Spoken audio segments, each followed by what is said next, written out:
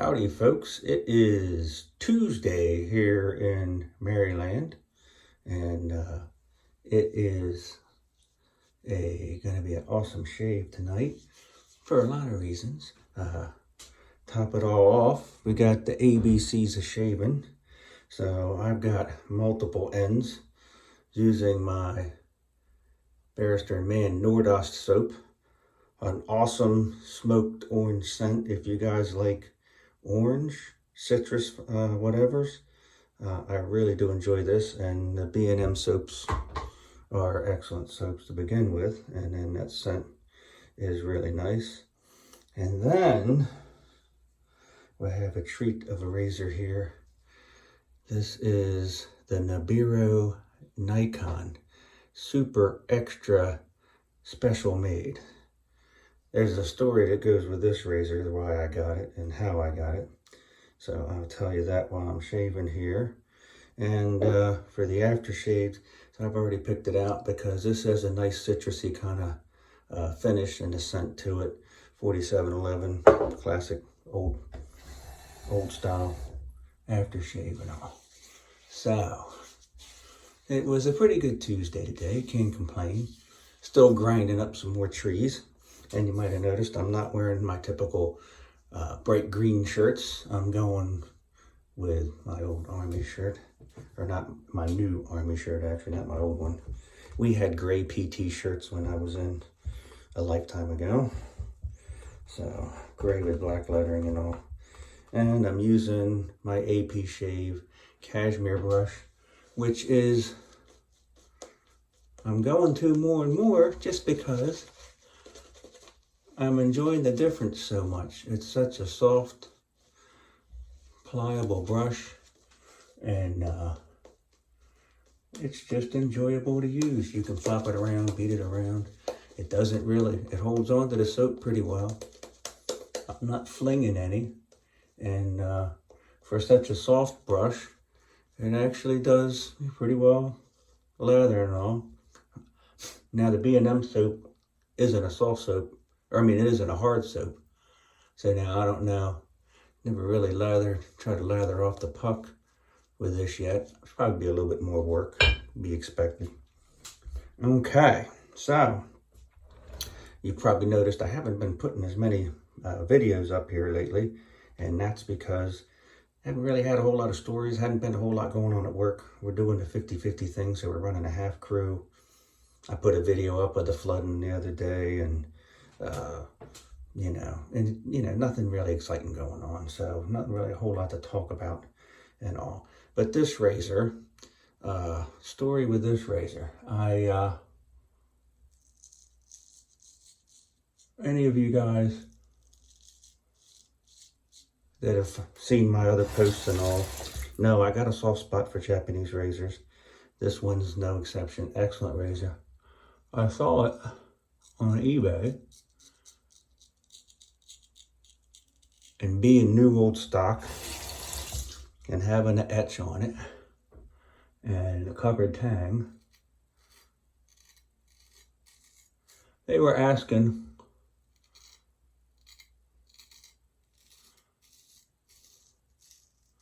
a fair price for what it is, but expensive by my standards, 150 bucks.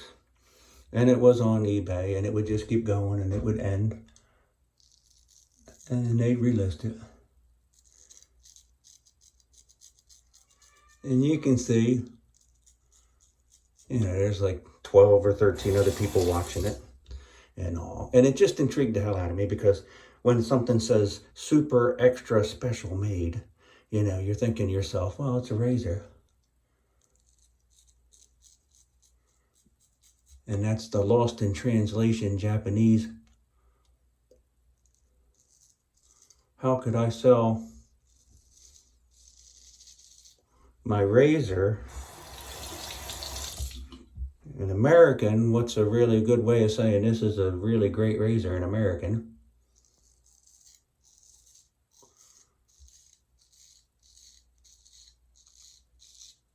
And there's some dude in the factory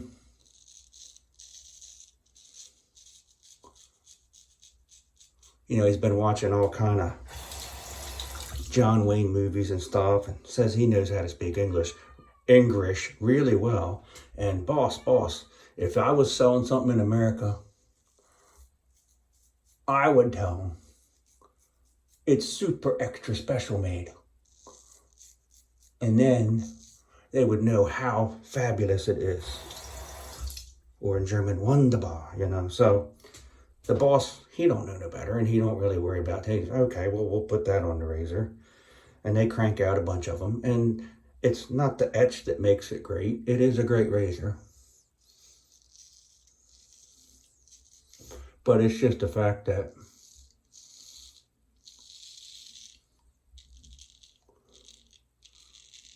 you know, you never see something, the marketing aspect. American razors, it was always, you know, New Science Concave and the razor that fits your face, and the British razors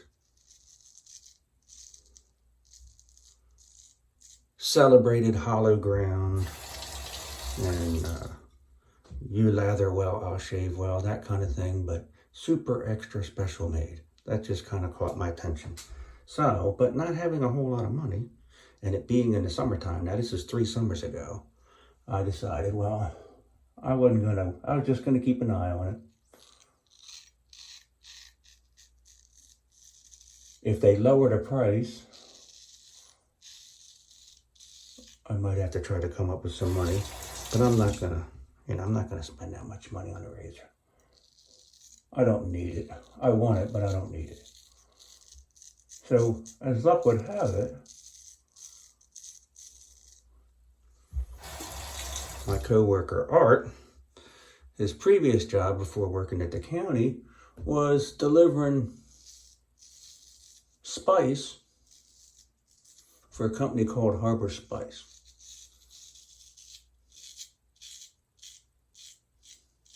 So they are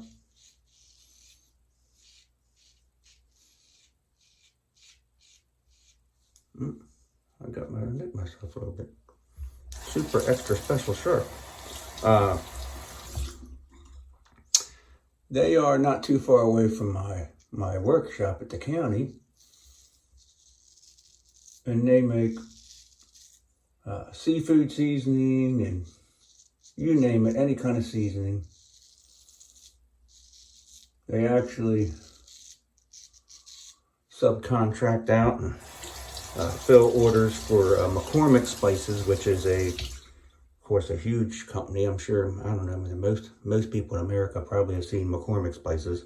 That's a Baltimore company, but there's, you know, I guess there's other spice companies around the country and all.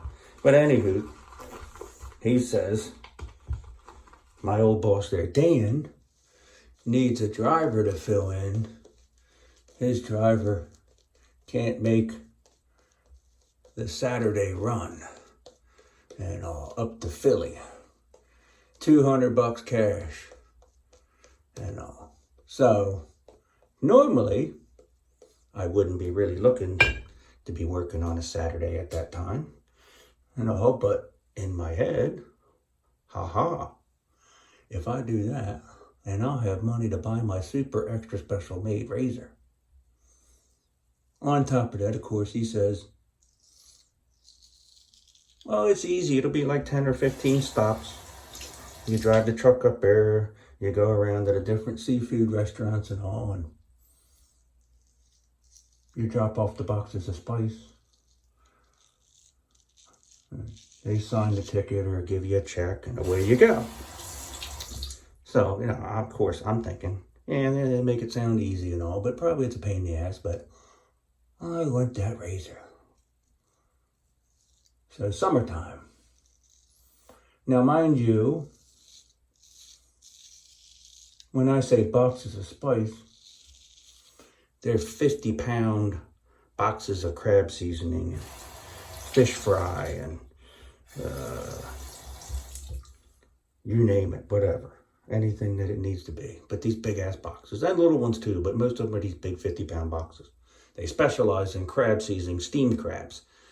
Some of you guys know what Chesapeake Bay steamed crabs are like and all. East Coast, Central East Coast people steam up crabs.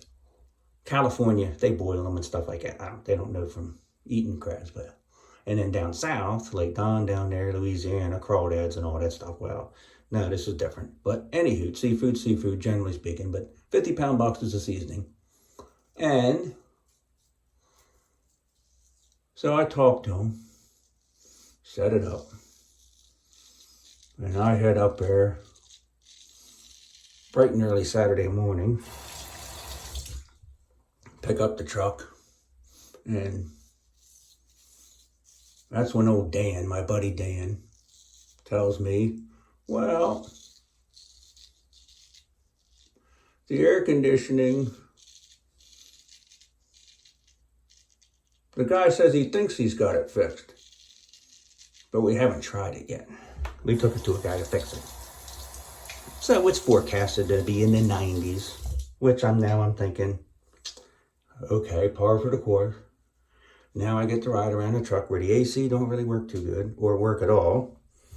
And I get to hump 50-pound boxes, like, I don't know, 6 at a time on a hand truck, in and out of these goddamn restaurants. Well, I'll get it over with, do what I got to do. I'll get my razor, and this will be a one-time thing. Or unless it does turn out to be easy, maybe I'll do it some more, and then I'll have some play money. So load up the truck with a shit ton of seasoning, and off I go up to Philadelphia in a 30-foot long high cube truck with a 10-speed and a lift gate on the back and a hand truck, and away I go. So needless to say, it did turn out to be a major pain in the ass. It was hot as a mother. And many of the places that I went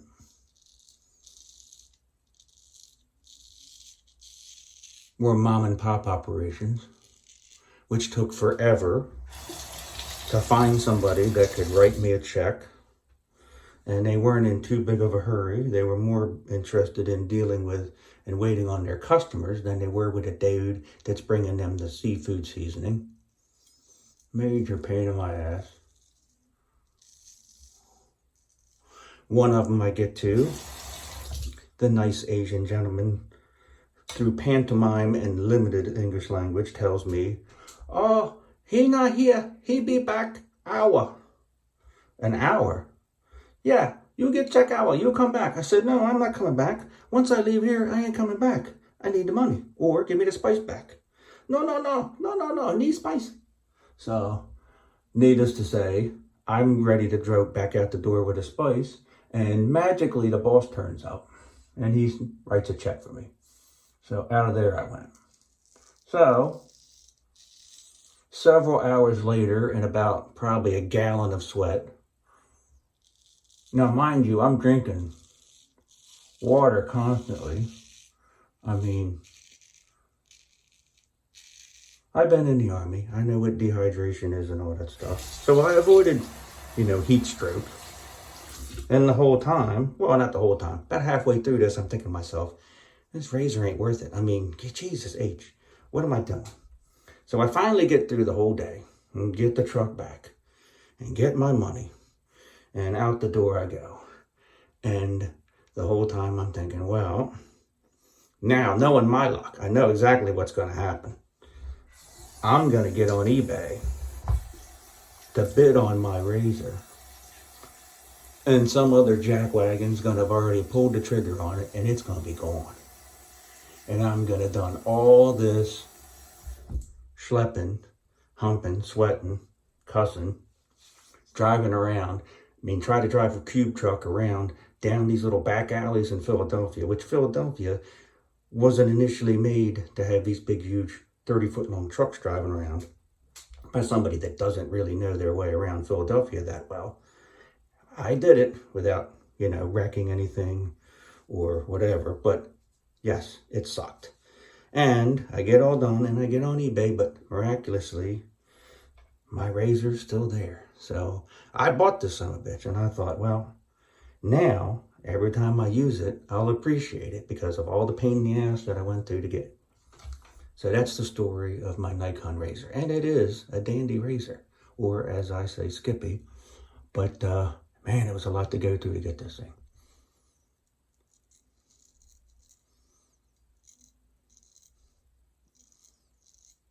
But any of you that haven't gotten a Japanese razor, I would wholeheartedly say you need to at least get one to see what all the fuss is about.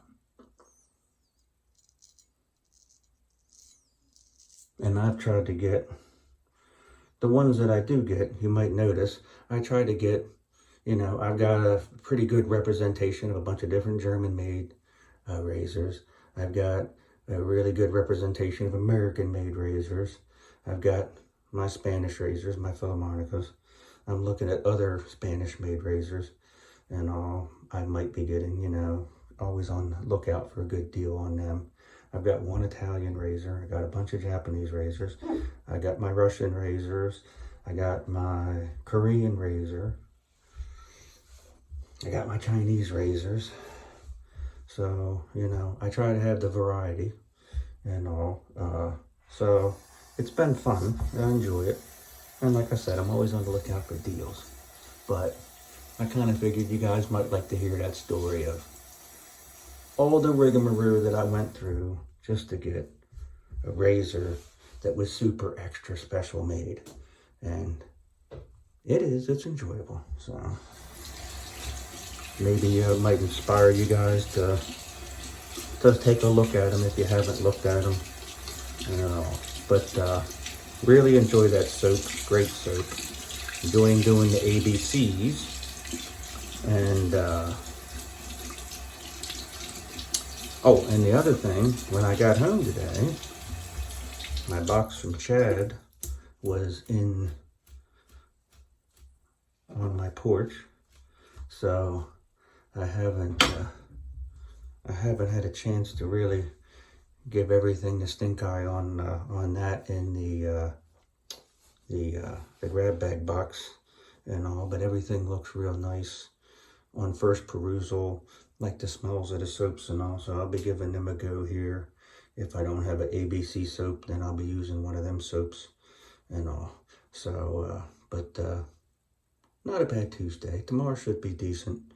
Doing a little bit of work on a stream that's trying to erode a road away. So we're having what we call armor the bank.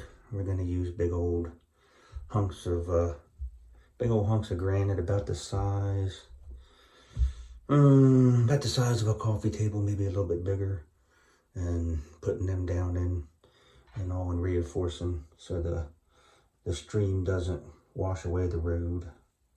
So, but hope you all enjoyed my goofy story and all. So, and I hope you all having a good Tuesday. No real other reports to go on here. Steady as she goes with everything. So